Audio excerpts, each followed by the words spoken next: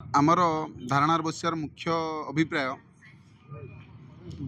ଗତ 2 ଦିନ ତଳେ ପ୍ରାୟ କୌଣସି ଏକ ଘଟଣାକୁ ନେଇକି କୌଣସି ଏକ ଗୁରୁଗାଡ଼ି ଉଲଟିଆ ଘଟଣାକୁ ନେଇକି ଆମର ପୋଲିସ ଆମର ବାଲେଶ୍ୱର ଜିଲ୍ଲାର ଗୋ ସୁରକ୍ଷା ପ୍ରମୁଖ ପବନ ଭାଇ ଏବଂ ତାଙ୍କ ସହଯୋଗୀ 4 ଜଣଙ୍କୁ ଆରେଷ୍ଟ କରିଛନ୍ତି। ସେହି ପ୍ରତିବାଦରେ ଆମେ ଏଠି ବସିଛୁ।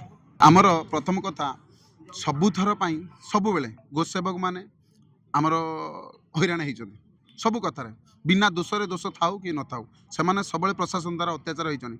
ବାରମ୍ବାର ଆମର ବାଲେଶ୍ୱରରୁ ବାରମ୍ବାର ଗୋଚାଳନା ହେଉଛି ବେଙ୍ଗଲକୁ, ଏକଥା ସମସ୍ତେ ଅଭିପ୍ରାୟ ଜାଣିଛନ୍ତି। ଗୋଚାଳନା ମାତ୍ରାରେ ବହୁ ପରିମାଣରେ ବଢ଼ୁଛନ୍ତି, ପୋଲିସ ପ୍ରଶାସନ ଧରୁନି, ଯେହେତୁ ଧରୁଛି ଅଗୁଚର ବି ହେଉଛି। ଆମ ଗୋସେବକ ଭାଇମାନେ ଧରୁଛନ୍ତି, ଧରିଲା ପରେ ବି ତ ଏଇ ଗୋଟେ କିଛି ଦିନ ପୂର୍ବରୁ ଯେଉଁ ସିନ୍ଦୁରରେ ଘଟିଥିବା ଘଟଣାଟା, ତ ସେ ଘଟଣାରେ ଆମର ପୋଲିସ ମୁଦ୍ଦା କରିକି ସେଇ ଘଟଣାର ମୁଦ୍ଦା କରି ଆମ ପବନ ଭାଇକୁ ନେଇଛନ୍ତି। ତ ଆମର ମୁଖ୍ୟ ଦାବି ହେଉଛି ତ ଯେଉଁ ପୋଲିସ ଇନକ୍ୱାରି କରୁ, ଇନକ୍ୱାରି କଲା ପରେ ଦେଖୁ ଯଦି ଆମର ଭାଇ ଦୋଷୀ ଅଛନ୍ତି ତ ତାଙ୍କୁ ନେବାଟା ଠିକ୍, ଆରେଷ୍ଟ କରନ୍ତୁ, କୋର୍ଟ ଫରୱାର୍ଡ କରନ୍ତୁ।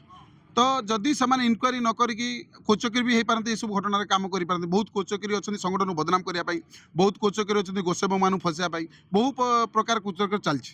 ତ ତେଣୁ ସମସ୍ତଙ୍କୁ ନିବେଦନ, ପ୍ରଶାସନକୁ ନିବେଦନ, ଆମ ଭାଇଙ୍କ ପାଇଁ ଇନକ୍ୱାରି କରନ୍ତୁ, ତାଙ୍କର ଇନକ୍ୱାରି କରନ୍ତୁ, ଇନକ୍ୱାରି ଯଦି ସେମାନେ ଦୋଷୀ ବାହାରିଲେ ତାଙ୍କୁ କୋର୍ଟ ଫରୱାର୍ଡ କରନ୍ତୁ।